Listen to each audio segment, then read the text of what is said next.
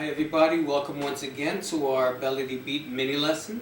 And today we're going to continue in the theme working with our arms. And we're going to do the wave, the wave hands. People have different names for it, but basically what we're going to be doing is this movement here, or you can also call it the shoulder roll, because the movement does actually originate in the shoulder. So basically what we're doing is we're taking the shoulder, let me do it for you from the side. We're making circles, backward circles with the shoulder. We're coming up and around and down. Up, back, around and down.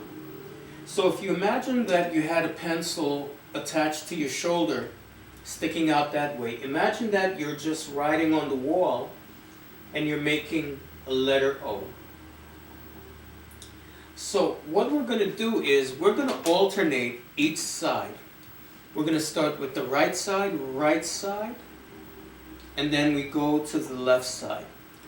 Now, as you're doing this, you're going to allow your rib cage to move with the roll of that shoulder. So it's pretty much like a seesaw, you know, when one side goes up, the other side goes down. We're allowing the same mechanics to happen with our rib cage. So as one shoulder comes back, the other shoulder is allowed to move forward.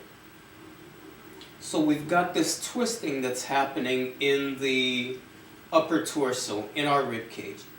And what we're adding to this now is a roll in the shoulder. So for right now, let's just keep the arms down at our sides. We really want to master the rolls in these shoulders. So we're just rolling up and around, and up and around. Another way of thinking about it, it's the same kind of motion that you use if you were like in a swimming pool and you were on your back and you were doing the backstroke. You're just going back and back and back and back and back and back. And once again, you're allowing that rib cage to turn. As you roll the shoulder back, you're allowing the rib cage to go with it.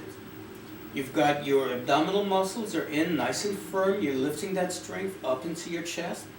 The shoulder blades are down and relaxed, and you're just rowing back, rowing back, rowing back, rowing back, rowing back, rowing back, one at a time. Now, once you're comfortable with that, you're going to extend your arms out to the side. And once again, just like in the other two examples, we don't want our arms straight by our side. If you see, I've actually got my hands are a little bit forward of my body. So if I made a line from wrist to wrist, it's actually a little bit out in front of my rib cage as versus straight side to side. So here we are. Now we're going to do the same thing. Rowing the shoulder, rowing the shoulders, rowing the shoulders, left side, right side, left side, right side, left side, right side, left side, right side. And of course, we're allowing the rib cage to roll with those shoulders. Now, once you get comfortable with that, the final part to mastering this movement is to allow that motion to flow into your wrist. So if you can see me close here, what I'm allowing is that each time I roll my shoulder up, I allow the wrist to catch the flow of the motion. As that shoulder comes up, I allow the wrist to catch the flow of that motion. And when the shoulder comes down, I allow the wrist to catch the flow of the motion as well. Back and down, back and down, back and down, back and down. Okay, so practice that on one side. One side, once you're comfortable on that side, then do it to the other. And then the final step is to put them both together now. So here we are with both shoulders. Our hands, once again, is in the graceful, what I call the graceful position, which means that our fingers are just relaxed, side by side. All of our joints and our knuckles are nice and relaxed, and our thumb is in the place right beside the fingers. We've got a slight bend in the wrist. And now we're going to start with the right side. As we roll up, we're letting the wrist catch the flow of that motion and down. And we're allowing the same thing to happen to the left side. Right side and left side. Right side and left side. Right side and left side. Right side and left side. 1, 2.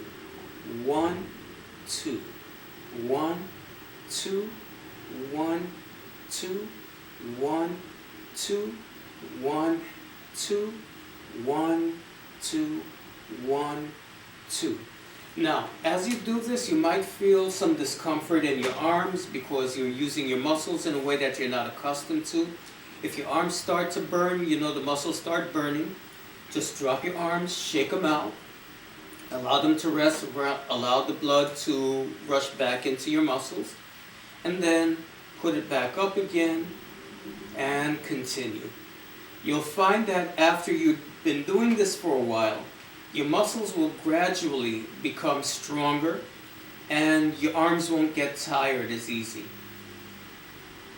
The other thing that you want to be conscious of is the level of your hands.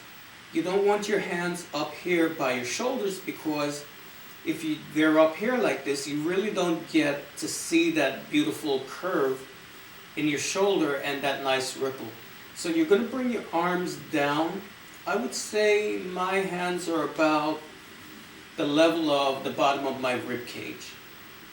And that way, when I roll the shoulders, you can see the curve of my shoulder, and you can see that movement ripple down the length of my arms into my hands. And that's what gives the movement that really nice, sensual, snake-like look, which is the reason why a lot of people call this movement the snake arms. That's, so if you hear people talking about snake arms, this is what they're talking about. So once again, keep practicing. The more you do it, the easier and the more fluid things become, and before you know it, you'll be mastering snake arms with the best of them, okay? See you next time.